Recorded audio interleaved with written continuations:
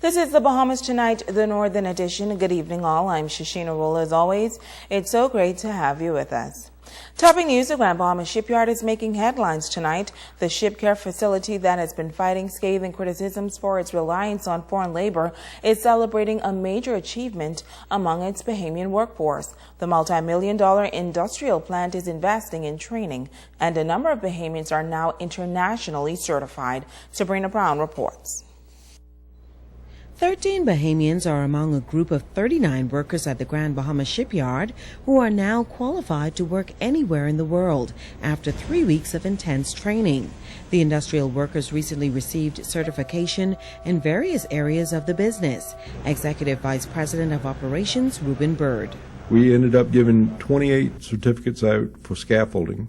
So these people are qualified scaffold checkers and assemblers. And 11 certificates for rigging, so they're qualified, certified riggers. 2 certificates were for forklift operation. 4 certificates were for mobile crane operation. And 4 certificates were for cherry picker or aerial platform operation. Bird says training remains a vital component at the shipyard, and he says great emphasis is placed on the development of Bahamian workers. We don't want to bring more people in. We want to train the people here. As training is important in any industry, it's extremely important in this industry. As technology changes, so does the requirements for training. According to the shipyard executive, out of 340 permanent employees, more than 300 are Bahamians. He says the company is not only training these locals, Bahamians are now climbing the ranks of the world-class ship care facility.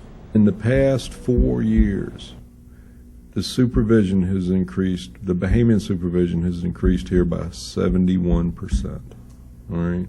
Bahamians are in positions here that they never were before. Bird says the company is also focused on maintaining a cordial working relationship with the staff. I think they all understand that I have a respect for what they do, and I understand that, and the management here understands, what it takes to run a shipyard and how intensely hard it is, So we have a pretty good relationship. I believe in my heart that 90% of the people that work here are very happy to come to work. The industrial giant also provides many indirect jobs through some 250 local subcontractors. Sabrina Brown, ZNS Network News. Well, another past president and active member of the business community is advising the Grand Bahama Port Authority to mount an immediate search for a suitably qualified chairman. He says he believes Freeport's economic survival depends on it. Grand Bahama's economy has been in a depressed state since 2004, and many hoped that Ian Fair's appointment as chairman in August of 2011 would help to jumpstart the economy. Former Chamber of Commerce president and member of Parliament for East Grand Bahama, Peter Turnquest, says only time will tell if Fair's tenure can be rated as a success. I take note of the comments by the vice chairman and the honorary chairman indicating that he had fulfilled the mandate that they had set for him to bring stability to the port, and certainly I think again we can support that. In terms of the overall success of his chairmanship, we had hoped that he would have been able to make more of an impact on Grand Bahama, on Freeport, than is evident from the external view. Turnquest admits that he too was optimistic when Fair was appointed as chairman. He credits the former chairman for bringing some order to the ownership battle at the Port Authority. But he says going forward, it will take a strong, committed leader to get Grand Bahama where it needs to be. People are starting to look overseas again for investment. But it's going to take a strong, determined, committed leader in order to make that happen, someone with some vision, someone who understands business and why people move, particularly overseas. And so I think overall, as you say, we had a lot of hope for Grand Bahama under the chairmanship of Mr. Fair.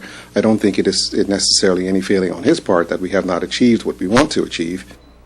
The post of chairman is now open following Fair's resignation on Tuesday, and it would appear that the position could be vacant for a while to come. Port Authority officials say there are no immediate plans to fill that post, but Turnquest believes the Grand Bahama Port Authority should move with haste to make an appointment. I note with interest the statements by the vice chair and the honorary chairman that there is not going to be anybody appointed in the short term.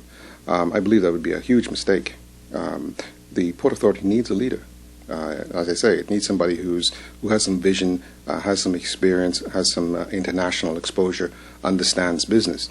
And to not have a leader seems to me will only lead to chaos.